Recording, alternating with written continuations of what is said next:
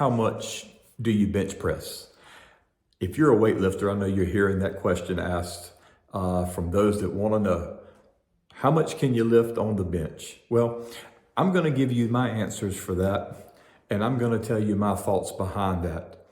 And in the comments, you let me know your thoughts on that. I want to talk to you just for a minute about lifting heavy and what it means to your body to lift heavy versus lifting lighter. I will soon be 53 years old, and fitness is important to me. Weightlifting is something that I do, that I enjoy doing. I've been doing it for many years, and I've had to adapt in a lot of ways. I've had to learn how to structure my workouts in a way to accommodate for the aging process. And I know that's something that we try to will ourselves out of, but it's one of the facts of life, and I have to deal with that. And so the way I monitor and manage pains and aches and joint issues and things like that is I back down the weight.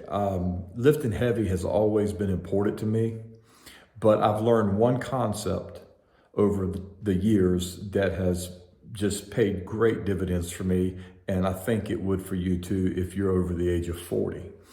What I have learned to do is, unlike a power lifter who takes heavy amounts of weight and tries to make that weight feel as light as possible, I do the opposite. I take lighter weight and I lift that weight in a way to try to make it feel as heavy as possible. And so what I do is I get good range of motion, I slow down my lifts, and I still try to carry my lift out to 12 reps. And I still try to reach failure. But I'm doing this in a more managed and controlled way. So you can do the same thing. Instead of trying to lift 70-pound dumbbells on a incline for press, chest press, try backing that down to a 50-pound dumbbell. Slow down your lift and your motion and get good range of motion and have a pause as you come to the back end of your lift.